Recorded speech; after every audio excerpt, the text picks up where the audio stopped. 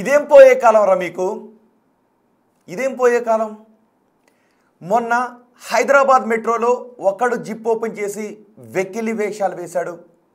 ఇప్పుడు మరో కర్నూలుకు చెందిన ఒక 25 సంవత్సరాల సాఫ్ట్వేర్ ఇంజనీర్ చెన్నైలో జిప్ ఓపెన్ చేసి రోడ్డు పైన వెకిలి చేష్టలకు దిగాడు. ఒక్కసారి నేను మీకు ఆ దృశ్యాలు చూపిస్తాను, మీరు చూడండి. మీకు గుర్తుంది కదా, మొన్న హైదరాబాద్ మెట్రోలో ఒకడు జిప్ ఓపెన్ చేసి వెధవేషాలు వేస్తే ఇక్కడ నెల్లూరుకు చెందిన బచ్చు సాయి తేజ్ అనే యువకుడు, అదిగో చూడండి ఒకసారి, బచ్చు సాయి తేజ్ అంట వాడి పేరు, బైక్పై వచ్చాడు. తెల్లవారుజామున అక్కడ ఒక స్వీపర్ పారిశుద్ధ్య కార్మికురాలు రోడ్లను క్లీన్ చేస్తూ ఉంది. ఆ సమయంలో వాడు ఏం చేశాడో తెలుసా, జిప్ ఓపెన్ చేసి ఆమె వైపుకు తిరిగి అసభ్యకరంగా సైకిల్ చేశాడు. దీంతో ఆమె చీపురు కట్ట తిరిగేసి వాడికి బడితి పూజ చేసింది.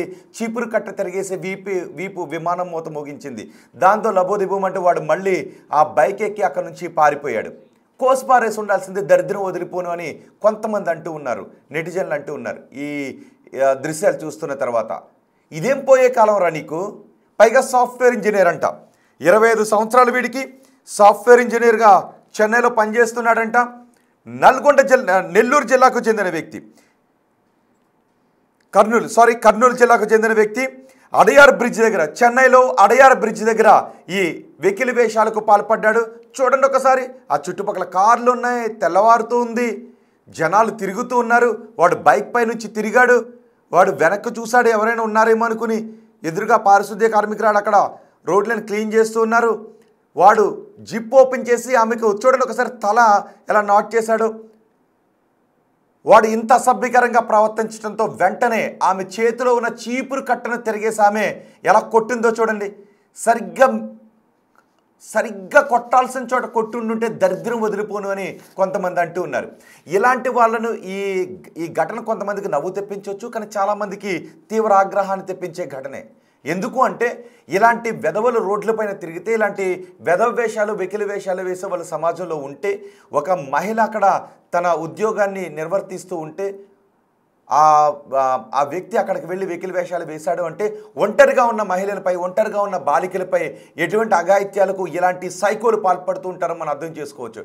గతంలో కొంతమంది సైకోలు, వయసుతో సంబంధం లేని సైకోలు, 60 ఏళ్ల వృద్ధుల్లో ఉన్నటువంటి సైకోలు కూడా చిన్న చిన్న పిల్లలపై అఘాయిత్యాలకు పాల్పడిన దుర్మార్గమైన ఘటనలు మనం చూసాం.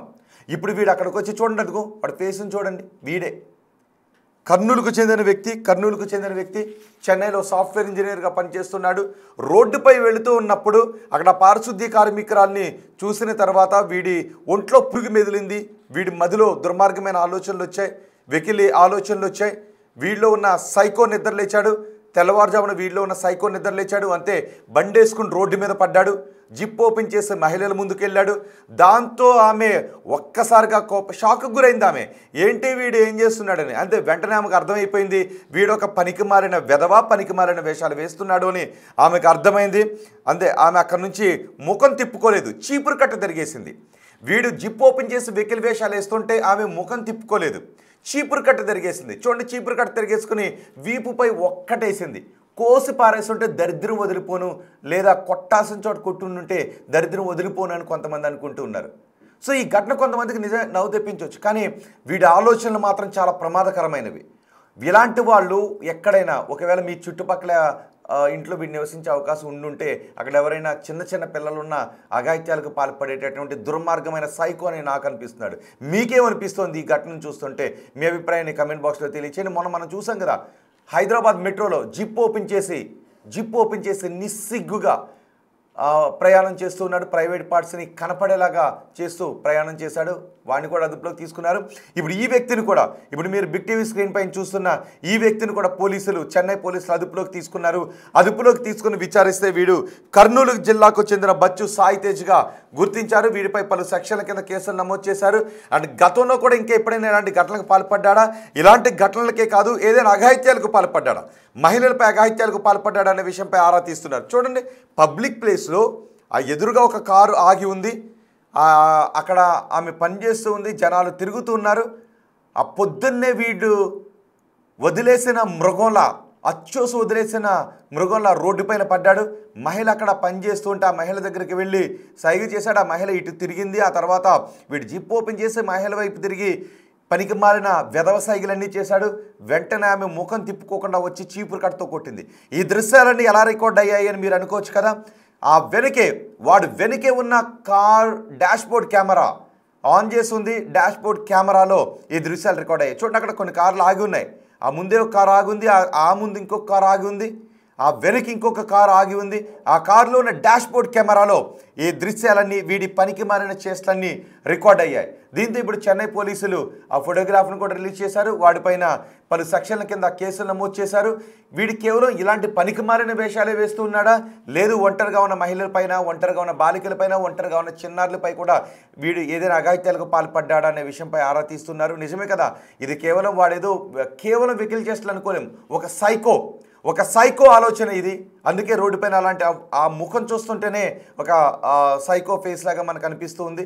చూడండి, ఒకసారి రోడ్డుపైన ఆపి బండి దిగాడు. వాడు ఏదైనా యూరిన్ పాస్ చేయడానికి ఏమన్నా ఆగాడా అని ఆమె అనుకుంది. ఒకవేళ నిజంగా అలా అనుకున్నా కూడా వాడిని వారించే ప్రయత్నం చేసి ఉండొచ్చు. ఎందుకంటే కొంతమంది రోడ్డు పక్కన ఎక్కడ పడితే అక్కడ యూరిన్ పాస్ చేసి ఉండుంటారు. కానీ వాడు చేసింది అది కాదు. కావాలి అని వాడు వెనక ఎవరైనా ఉన్నారా లేరా అని ఒకసారి చెక్ చేసుకుని జిప్ ఓపెన్ చేసి ఆ మహిళ వైపు తిరగడంతో అపరకారిలా ఆమె మారిపోయింది. ఆ చీపురు కట్టను తిరిగేసి కొట్టేసరికి వాడు అక్కడి నుంచి పారిపోయాడు. సో ఇలా వీడు ఇంకెక్కడైనా అటు కర్నూలు జిల్లాలో కావచ్చు, లేదంటే చెన్నైలో ఉన్న తెలుగు వాళ్ళు కూడా ఫేస్ చూస్తే కొంతమందికి గుర్తుపట్టే అవకాశం ఉంటుంది. వీడు ఎటువంటి పనికి మారిన వేషాలు వేస్తూ ఉంటుంటాడని. ఆ సమయంలో వాడు హెల్మెట్ కూడా పెట్టుకున్నాడు. పోలీసులు ఆ బైక్ రిజిస్ట్రేషన్ నెంబర్ ఆధారంగా ఈ కేసును నమోదు చేశారు. కేసు నమోదు చేసి ఆ బైకర్ దగ్గరికి వెళ్ళి పట్టుకుంటే ఈ డీటెయిల్స్ అన్నీ వచ్చాయి. బచ్చు సాయి తేజ్గా గుర్తించారు. ఆ వెనుకున్న కారులో ఉన్న వ్యక్తి తను చూస్తూ ఉన్నాడు. డాష్బోర్డ్ కెమెరాలు ఇవన్నీ రికార్డ్ అయ్యాయి. వెంటనే ఆ వెనుకున్న వ్యక్తి కూడా షాక్కు గురయ్యాడు. వెంటనే ఆ వ్యక్తి వెళ్ళి దగ్గరలోని పోలీస్ స్టేషన్కి వెళ్ళి ఈ దృశ్యాలను చూపించి కంప్లైంట్ చేస్తే పోలీసులు ఆ కేసును రిజిస్టర్ చేసి వీడిని ప్రస్తుతం అరెస్ట్ చేసి కట్టకట్టాల వెనక్కు నెట్టారు. గతంలో వీడు ఏదైనా హేయమైన నేరాలకు పాల్పడ్డాడనే విషయాలపై పోలీసులు ఆరా తీస్తున్నారు.